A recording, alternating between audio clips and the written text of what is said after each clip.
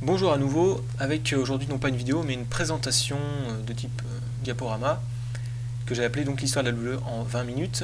C'est une idée de présentation qui m'est venue d'un usager de FN Nation, du forum FN Nation, qui avait fait remarquer que souvent les chroniques avaient tendance à se focaliser sur quelque chose de précis ou à faire référence à des périodes qu'un néophyte ne connaît pas forcément ou aurait besoin de replacer en contexte, avec un contexte général.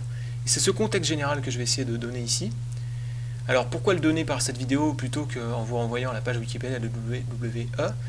Parce qu'en fait la page Wikipédia de la WWE, je trouve qu'elle est très dense et elle va aller détailler des choses qui ne sont pas forcément très pertinentes et passer vite ou même carrément oublier des choses que j'estime plus importantes. Donc moi ce que je vais essayer de faire là, c'est distinguer différentes époques, vous donner le début et la fin, et surtout vous expliquer en quoi elles se distinguent les unes par rapport aux autres, en essayant de faire ça en 20 minutes, ce qui n'est pas gagné puisque j'ai pas mal de trucs à dire. Et donc j'attaque tout de suite avec la première diapo. Alors d'abord, toutes les diapos se présenteront comme ça. Vous aurez le titre de la partie en haut, et en bas à gauche, les dates de début et de fin de la période en question. Chaque diapo renvoyant à une période. Pour la première période, ici, c'est une période de 28 ans, c'est contestable de faire une période aussi longue, mais j'estime que c'est plus une genèse, presque une... Je vais qualifier ça d'une période préhistorique, c'est-à-dire que lorsque la WWF va vraiment devenir la WWF dans le sens qu'elle a encore aujourd'hui, WWE, eh bien je pense que son identité va vraiment changer par rapport à ce qu'elle était lors de cette période 52-80. Donc c'est pour ça que cette période-là, je ne vais pas la détailler au niveau du produit, d'autant que c'est aussi une période tellement ancienne que je ne pense pas qu'elle va intéresser beaucoup de monde, en tout cas pas beaucoup de néophytes. Et ceux que ça intéresse, à mon avis, connaissent déjà un certain nombre de choses et vont aller se documenter directement sur les années 70-60. Une chose aussi, là je viens de me rendre compte que j'utilise WWE et WWF indifféremment. Les deux sigles renvoient à la même chose. Sachez juste que ça a changé en 2002 du fait du litige avec l'autre WWF, avec le Panda, la World Wide Foundation. Je vais certainement pas arrêter de switcher l'un avec l'autre, mais sans que ça ait de sens. Hein. Ça renvoie à la même chose, on oublie. Donc cette période-là, j'appelle la WWF comme partie de la NWA. Je pense qu'il y en a beaucoup qui ne savent pas ce que c'est que la NWA. C'est la North Wrestling Alliance. C'est pas une fédération. C'est une alliance de fédérations, puisqu'en fait à l'époque, donc avant les années 80, la lutte nord-américaine fonctionnait sous forme de territoire. Je vous ai mis une carte des territoires les plus importants. La WWF avait le territoire en bleu où il y avait Philadelphie, New York, Boston. On peut prendre un exemple, la Florida Championship Wrestling qui a le territoire en rouge là en bas qui correspond en fait à toute la Floride. Ou encore la famille Hart qui avait le territoire en orange avec la Stampede Wrestling par exemple. Bon, vous voyez qu'il y a beaucoup de territoires, notamment plusieurs territoires dans une même zone, avec le Texas, avec le territoire de la famille Funk, enfin je ne sais pas exactement. Je ne connais pas tous les territoires, bien entendu. Et en fait, donc, la WWF faisait partie de cette alliance. Alors, c'est quoi exactement cette alliance? C'est qu'en fait, c'était juste une question de non-compétition. Lorsque tu faisais partie de la NWA, tu garantissais de ne pas aller donner des shows sur le territoire du voisin, et tu étais sûr de ne pas avoir de concurrence sur ton territoire. Ou du moins de concurrence sérieuse, parce qu'en fait les fédérations qui faisaient partie de la NWA c'était toutes les grosses fédérations, il y avait encore des toutes petites fédérations qui n'étaient pas partie de cette alliance. Sachez juste aussi une autre chose, c'est qu'il y avait un champion interfédération, le plus connu étant Luthez, mais que chaque fédération avait son champion, on va dire presque champion régional à un certain niveau. Et donc pendant quasiment toute la période 52-80, je dis quasiment parce qu'il y a eu quelques petits litiges, la WWF a fait partie de cette NWA. Durant cette période-là, c'était Vince McMahon senior à droite sur la photo qui gérait la WWF. Et lorsque son fils, Vince McMahon Jr., que je vais appeler simplement Vince McMahon maintenant, c'est celui que vous connaissez j'imagine, a repris la fédération, bien Vince lui avait comme intention de s'émanciper de la NWA et de créer une fédération mondiale, on peut le dire je pense. Et donc il a choisi de faire ça en utilisant tout l'argent que son père avait accumulé durant ses 28 ans pour acheter les plus grandes stars des différents territoires, obtenir des contrats avec les différents réseaux de télévision, et donc partir dans une forme de conquête de l'Ouest version lutte. Donc voilà pour cette première période. Ça nous emmène donc à la première véritable période que je vais détailler, la Hogan Era, donc qui va de 1980 à 92, plus précisément jusqu'à WrestleMania 8, je vais expliquer pourquoi dans quelques minutes. Et donc, comme je le disais, Vince McMahon a acheté toutes les stars des différents territoires. Donc le plus connu, c'est Hulk Hogan, celui sur lequel il va miser le plus de billets ensuite. Mais il a aussi acheté des gars comme Roddy Piper, Ricky Steamboat, Andre the Giant, Aaron Chick, Greg Valentine, pas mal d'autres, pour faire une espèce de super fédération, si on veut. À l'époque, c'était un peu comme ça que ça a dû être ressenti. Au-delà de cet investissement important qui d'ailleurs a mis la WWF au bord de la banqueroute, c'était un gros risque de la part de Vince, c'est aussi un gros coup de génie, j'imagine. Il y avait aussi une vision d'un produit qui était quand même très différent du produit qu'on pouvait avoir dans la majorité des territoires de la NWA, j'imagine presque peut-être l'intégralité des territoires. Un produit beaucoup plus tourné vers le côté entertainment et beaucoup moins le côté sport. Alors qu'est-ce que j'entends par là? C'est-à-dire que finalement, on va accorder beaucoup plus d'importance aux gimmicks des lutteurs, aux promos, et à tout ce qui est segments, altercations et tout ça. Alors on va se retrouver avec des gars, j'ai mis une photo d'Ultimate Warrior qui ont des gimmicks tout droit tirés des comics Marvel, ce genre de choses. Hogan, lui, c'est son charisme naturel et sa capacité au micro qui va être beaucoup utilisé et qui va expliquer pourquoi il est champion, plus que ses capacités dans le ring à l'arrivée. Et puis aussi, il va transporter tout un tas de valeurs, faites vos prières, mangez vos vitamines, tout ce genre de trucs. Voilà, il y a Jake the Snake avec son serpent, etc. Donc voilà, c'était un petit peu plus accessible pour des fans qui, avant, ne s'intéressaient certainement pas à la lutte. Et je pense que finalement, la grande réussite et ce qui a fait que la WWF a bien réussi à démarrer et à devenir cette fédération mondiale qu'on connaît aujourd'hui, c'est dans sa capacité à aller chercher des fans qui, à la base, n'étaient pas intéressés par la lutte. Bon, au-delà de ça, le produit de l'époque, je pense que du point de vue de quelqu'un qui suit la lutte depuis 10-15 ans, aura l'impression que tout va moins vite. Finalement, ça revient à peu près, j'exagère un petit peu, à étirer ce que vous avez aujourd'hui sur 1 ou 2 mois, sur 1 an, et vous obtenez à peu près la fédération de l'époque. C'est-à-dire qu'on avait très peu de gros matchs entre deux grosses stars. Ce qu'on avait beaucoup, c'était des combats entre un gros lutteur et un lutteur de bas de carte. Vous prenez à peu près un gars comme Cena, c'est comme s'il affrontait très régulièrement des mecs qu'on voit actuellement à Superstars. Aucun suspense sur le résultat, c'est juste le plaisir de voir le gars se battre et se dire « Waouh, il est fort ». Pour que lorsqu'il affronte un autre gars qui a fait ça pendant un bout de temps, on ne sait pas du tout qui est le meilleur, genre de truc. Donc c'est un peu l'idée.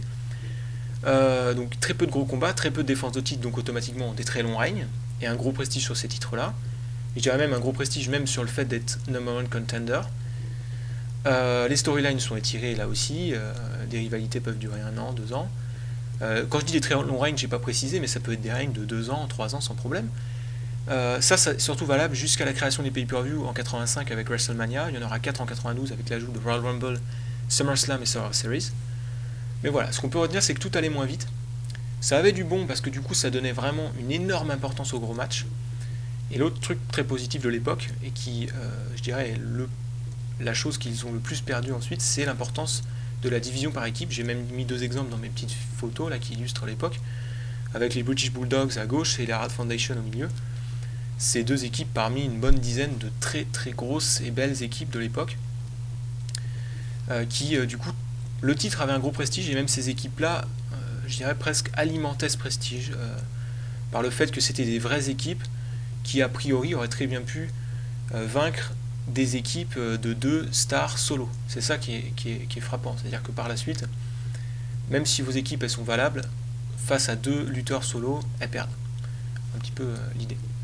Donc voilà, je fais aller cette période jusqu'à WrestleMania 8, puisque WrestleMania 8, donc WrestleMania en 92, c'était censé être le dernier show de lutte pour Hulk Hogan qui allait se tourner vers le cinéma. Bien entendu, il va faire son retour ensuite, un petit run assez court à la WWF, puis ensuite à la WCW, mais à l'époque, disons qu'on se dit, waouh, la grosse star de la WWF s'en va.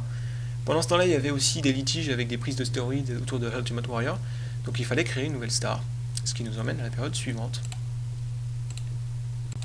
En l'occurrence, donc la New Generation, donc de 92 à 97, certains la font aller de 93 à 96, j'imagine. Encore une fois, il ne faut pas se formaliser là-dessus. Et donc, comme je le disais, Vince avait besoin de créer de nouvelles stars. Et avec cette histoire de départ de Hulk Hogan et cette histoire de prise de stéroïdes, plus le fait qu'il semblait que les fans s'intéressaient davantage à des matchs un peu plus construits, du type de ce qu'ont fait Ricky Steamboat ou Savage, ou même Ric Flair, les fans avaient peut-être un peu plus envie de voir des plus petits gabarits qui proposaient une lutte plus rapide, plus technique, plus spectaculaire en termes de moves. Eh bien, Vince va commencer à alimenter un peu plus son roster avec ce genre de lutteurs. Et du coup, les 2 icônes de cette période, c'est donc Bret Hart et Shawn Michaels, bien entendu. Mais au-delà de ça, on peut parler, je pense, du One Tree Kid, qui est un cas assez symbolique, j'ai envie de dire, puisque du fait de son tout petit gabarit, il aurait clairement jamais pu devenir une star lors de la Hogan Era. Mais lors de la New Generation, il a pu, du fait donc de cette rapidité, cette prise de risque, ses moves spectaculaires, etc. Donc lui, il est vraiment, je pense, il incarne assez bien ce changement de produit et de direction. Alors bien sûr, il restait quelques lutteurs à gros gabarit comme Diesel ou Yokozuna. Au-delà de ça, c'est pas seulement que dans le ring que la lutte va être plus rapide. On va dire que tout va aller plus vite. Ça va ressembler finalement assez vite au produit qu'on connaît maintenant, avec la création de Raw en 93 qui va augmenter le nombre de grands matchs par semaine, l'augmentation du nombre de pay-per-view, 5 en 93, puis 12 par an en 95, à partir de 95. Donc des règnes de champions plus courts, plus souvent des gros matchs, etc., etc. Donc le produit va se transformer pour devenir à peu près proche de ce qu'on a aujourd'hui. On peut aussi constater que la division par équipe va être reléguée au second plan. J'ai mis ça. Alors même s'il y a des grosses équipes, on peut penser à Owen Hart, Yokozuna ou même Diesel, Shawn Michaels. Ce qui est vraiment symptomatique, c'est que déjà le titre perd de son prestige. Ça devient un titre plutôt mid-card. Et au-delà de ça, les grosses équipes de la période, eh bien, c'est davantage des additions d'individualité que des vraies équipes qui ne font que lutter en équipe. Ces équipes-là, là dont je parle, celles qui ne font que lutter en équipe, finalement, il n'y en a quasiment aucune de valable sur la période, et les équipes marquantes, c'est plus des Owen Hart Yokozuna, Owen Hart Bulldog, Shawn Michaels Diesel, ce genre de choses. Donc au final, même Razor Ramon ou True Kid, je crois pas qu'ils auraient été champions par équipe, mais voilà, c'est plus ces lutteurs-là, ces additions d'individualité qui font faire le buzz sur la division par équipe que des affrontements entre deux pures équipes, si je puis dire. Voilà, alors je vais aller cette période jusqu'à WrestleMania 13 parce que, comme je l'ai dit, Bret Hart est l'une des icônes de cette période, et en fait ça a été le top face durant toute la période, quasiment. Bon, sur la fin, Shawn Michaels l'a un peu dépassé en termes de momentum.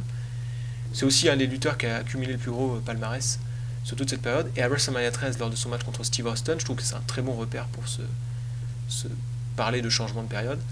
Il va faire un heel turn, donc le top face de la New Generation fait un heel turn, pendant que le top face de la période suivante, il n'y a pas de suspense, la Attitude Era, lui passe de heel à face, et ce lutteur, c'est bien sûr Steve Austin.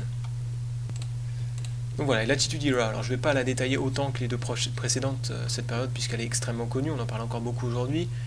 C'est la période durant laquelle la lutte a été à son maximum de popularité dans l'histoire en Amérique du Nord, avec, bon, vous pouvez à peu près multiplier la popularité qu'elle a en Amérique du Nord aujourd'hui par 3, et vous avez la popularité qu'elle avait à l'époque. Par 3, même par 4, selon la période qu'on prend. C'est aussi la période durant laquelle la WWF va absorber la WCW et la ECW, qui étaient ses rivales. Alors la WCW, en fait, c'est si on veut, la réaction de la NWA à la transformation finalement du paysage, et cette poussée, on va dire, de popularité de la WWF, qui va arrêter ce système de territoire et créer à son tour une fédération du même type que la WWF, pour faire simple. Ici je détaille la WWF, donc je ne vais pas m'attarder sur l'histoire de la WCW. Mais bon, voilà, c'est durant cette période que l'absorption s'est faite. Alors, pourquoi la période a bien fonctionné, je ne l'explique pas forcément entièrement. Ce que je peux dire, c'est que le produit devient moins familial. Avant, ça s'adressait à toute la famille, les enfants comme les grands-parents. D'ailleurs, on voyait des enfants et des grands-mères dans les gradins. Et bien, pendant la Attitude Era, ça ne sera pas le cas. Le produit s'adresse davantage aux ados et disons aux jeunes adultes, avec l'augmentation de la violence, du sang et de storyline, avec même des éléments sur le sexe et ce genre de choses. Les valeurs de face et heel sont assez modifiées. Avant, un face c'était un gentil, un heel c'était un méchant. Durant cette période-là, face ça veut juste dire favori de la foule, et heel détesté de la foule, si je puis dire. Et finalement, un gars comme Steve Austin aurait été heel dans une autre période, parce qu'il est bourrin, sans pitié, ce genre de truc. The Rock, avec son côté prétentieux aussi, aurait été heel. Et finalement, ils sont plus adulés que des mecs comme Kurt Angle qui prônent de manger sain, enfin un peu le même truc que ce que prônait Hulk Hogan dans les années 80, c'est assez drôle. Eux sont heel. Donc voilà, ou même un entrepreneur comme Vince McMahon qui se veut sérieux, va être heel, ce genre de choses. Alors au-delà de ça, c'est la période durant laquelle on va pousser un peu tous les leviers à fond. Alors j'ai mis entre guillemets la banalisation de l'exceptionnel là sur ma petite liste, parce qu'en fait on va rendre les changements de titre habituels, des mecs qui se prennent des coups de chaise habituels, on en aura toutes les semaines, des mecs qui passent à travers des tables toutes les semaines, etc. etc. Et c'était finalement ça qui était exceptionnel avant, c'était ces choses-là qui étaient extrêmement, j'ai envie de dire, climatiques. Là, ça sera habituel, et du coup pour rendre quelque chose d'un peu plus saillant, eh bien on aura tendance à augmenter notamment les gimmick matchs. Ça je trouve que c'est quelque chose d'assez symptomatique de l'époque. Alors les gimmick matchs, c'est par exemple des steel cage match, des Hell in a Cell, I Quit, ou même des matchs où si tu perds il t'arrive ceci, enfin, je sais pas quelle connerie, donc voilà. Au-delà de ça, on a une grosse emphase mise davantage sur les storylines et moins sur les combats. Donc là, à nouveau, on va aller un peu comme dans les années 80, chercher encore un autre public. Finalement, plus le public, je dirais, qui avait l'habitude de regarder des sitcoms. C'est-à-dire qu'ils avaient envie de savoir ce qui allait arriver à leur personnage favori. Et pas tellement de voir les combats à proprement parler. Finalement, ces combats-là, c'était plus le dénouement des storylines. Ils servaient de dénouement. Alors bien sûr, les hardcore fans, eux, continuaient à regarder les combats, mais les autres, j'ai envie de dire, s'intéressaient plus, on va les appeler les casual fans, s'intéressaient davantage aux storylines et moins sur les combats. Et je pense que c'est la capacité de cette période d'aller chercher ces gens-là et les amener dans leurs ratings qui a peut-être contribué à cette grosse popularité. Alors forcément, l'augmentation de tout ça a augmenté le nombre de changements de titres, et les titres globalement ont perdu leur valeur, en particulier tout ce qui est titre intermédiaire, solo, notamment le titre intercontinental, mais aussi les titres par équipe, même s'il y a eu quelques belles équipes dans cette période-là. Je pense que le titre a en tout cas pas pris de la valeur par rapport à la période précédente. Donc c'est une période qui est arrivée soit extrêmement adulée, soit critiquée. Je pense que rétrospectivement, on peut avoir l'impression que c'est exceptionnel, mais du coup, comme c'était tout le temps un peu à fond, too much, c'était assez fatigant et on pouvait vite essouffler en fait sur cette période, et c'est ce que je lui reproche personnellement. Alors, jusqu'à WrestleMania 8, la fin de période est assez difficile à situer. Bon, c'est un repère comme un autre. Disons que lorsque les deux, la WCW et la ICW, auront été absorbés, déjà, ça sera un petit peu la fin de cette période. Elle va perdre un début de saveur, et puis ensuite, avec le changement de produit dont je vais parler dans quelques minutes, on pourra parler d'une nouvelle période. Donc la période suivante, là c'est un peu plus personnel. Voilà, donc la période je l'ai appelée les 4 glorieuses. Alors je vais passer plus vite maintenant sur les différentes périodes, déjà parce qu'elles sont plus récentes, donc vous les connaissez certainement mieux, et aussi parce que j'ai moins de recul et mon découpage est à mon avis plus personnel, donc je vais aller plus vite. Alors pourquoi les 4 glorieuses? Ça reprend l'expression des 30 glorieuses bien entendu, donc ça correspond aux années 2002, 2003, 2004, 2005, ça s'arrête jusqu'à janvier 2006 avec New Year's Evolution 2006, je vais expliquer pourquoi dans une minute. Et glorieuse parce que c'est une période durant laquelle, avec l'absorption donc des rosters de ECW et de WCW, plus ajouter à ça la création de nouvelles stars et le retour d'anciens comme Shawn Michaels, plus d'ailleurs on peut aussi parler du push dans le main event de lutteurs qu'on ne pouvait y attendre depuis un moment comme Eddie Guerrero ou Chris Benoit, ça nous donne quand même un roster de malades et ça nous donne quand même un produit assez emballant. Je pense que cette période-là fait presque plus unanimité que l'Attitude Era qui reste, elle, une période assez contestée par une partie des fans. Le roster était tellement énorme d'ailleurs que c'est l'époque durant laquelle on a divisé le roster en deux, avec d'un côté Raw, de l'autre côté SmackDown, avec les deux World Titles. À l'époque ça allait même plus loin que maintenant, puisqu'on avait des pay-per-view exclusifs à Raw et SmackDown, et certains en commun comme WrestleMania. Alors c'est aussi une période durant laquelle il y a des anciens qui vont s'en aller, et comme je disais c'est la période, et c'est pour ça que je la fais aller jusqu'à New Year's Evolution 2006, durant laquelle on va créer une nouvelle star. On peut parler de Brock Lesnar, John Cena, Batista, Randy Orton, etc. jusqu'à donc Edge. Et New Year's Evolution 2006, c'est le pay-per-view lors duquel Edge va cacher le premier Money in the Bank et devenir champion du monde pour la première fois. Et en fait, pour moi, c'est le dernier d'une presque une lignée Edge. Et c'est pour ça que je prends ce moment comme un tournant. Parce qu'en fait, voilà, la période suivante, je l'appelle à la recherche d'un nouvelle star. En fait, c'est une période un peu de disette, entre guillemets, durant laquelle on va rater beaucoup de push, et ça va être des tentatives infructueuses de renouveler le roster. Et dans le même temps, on va faire une sorte de retour en arrière sur pas mal de choses. On va enlever le sang, on va revenir à un produit plus familial, même qui s'adresse un peu plus aux enfants. Les ratings ils chutaient déjà sur la période précédente, ils vont continuer à chuter et retomber à un niveau proche des années 90 sur cette période-là. Il y a pas mal d'anciens qui s'en vont. Les anciens qui restent sont plus adulés que les stars du moment comme Cena, Orton ou Batista. Bon, Edge étant une exception à mon avis sur ce plan-là. Et du coup, c'est la période durant laquelle on va beaucoup entendre les « c'était mieux avant ». Et je pense pas qu'on entendait beaucoup ça avant. Mais c'est presque la marque de commerce de cette période-là. Alors, on l'entend encore aujourd'hui, alors que je fallait cette période-là jusqu'à Money in the Bank 2011, ça voudrait dire qu'elle est terminée. Bon, vu que j'ai pas de recul, de toute façon, on y est peut-être encore dans cette période-là, j'en sais trop rien. Mais bon, j'estime qu'on a eu un petit changement dernièrement. Mais voilà, je pense que c'est ça qui fait, si on essaie d'objectiver un petit peu, c'est ce qui fait la saveur de cette période, qui n'était pas si mauvaise que ça en fait, mais c'est juste que peut-être elle souffre de la comparaison sur pas mal d'éléments avec les périodes précédentes. Et ce qui fait que c'est une période que pas mal de gens ont aimé détester, j'ai envie de dire. Pas une période heal, si on veut. Et donc je la fais aller jusqu'à Money in the Bank 2011, puisque lors de ce pay-per-view, donc diapo suivante, CM Punk devient champion du monde et devient une immense star. Il avait déjà été champion du monde avant, mais ses runs précédents pouvaient être mis sur le même plan que ceux de Swagger ou je sais pas d'ailleurs qui a eu des runs de champions un peu foireux comme ça. Il y en a sûrement d'autres, Jeff Hardy par exemple, qui n'ont pas fait de ces lutteurs-là vraiment des grosses stars. Je pense que CM Punk là a passé un cap qui fait qu'il y aura presque un point de non-retour. On ne pourra pas retrouver un CM Punk mid-carder maintenant, c'est impossible. C'est aussi un show durant lequel on a eu Money in the Bank 2011, Daniel Bryan qui gagne la mallette, la Money in the Bank briefcase, qui lui garantit un spot de main event à un moment ou à un autre. Au-delà de ça, c'est un show durant lequel j'ai entendu une bonne pop pour Sheamus. Peu de temps avant ça, on avait eu un bon push pour Miz qui avait aussi été intéressant. Cody Rhodes commence à prendre du coffre, etc. Le produit change un petit peu aussi durant cette période. Ça avait commencé avant Money in the Bank 2011, mais les storylines deviennent un peu moins enfantines, le sang devient un peu moins gênant, on commence à un peu moins le cacher, ce genre de choses.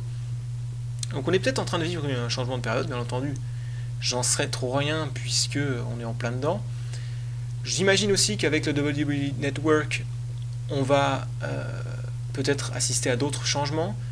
Alors ce network joue peut-être aussi sur la corde nostalgique qui est apparue de façon vraiment flagrante sur la période précédente. Donc là aussi on peut nuancer ce que je dis, mais enfin, je pense qu'on a une vision d'avenir beaucoup plus optimiste maintenant qu'il y a 4 ans.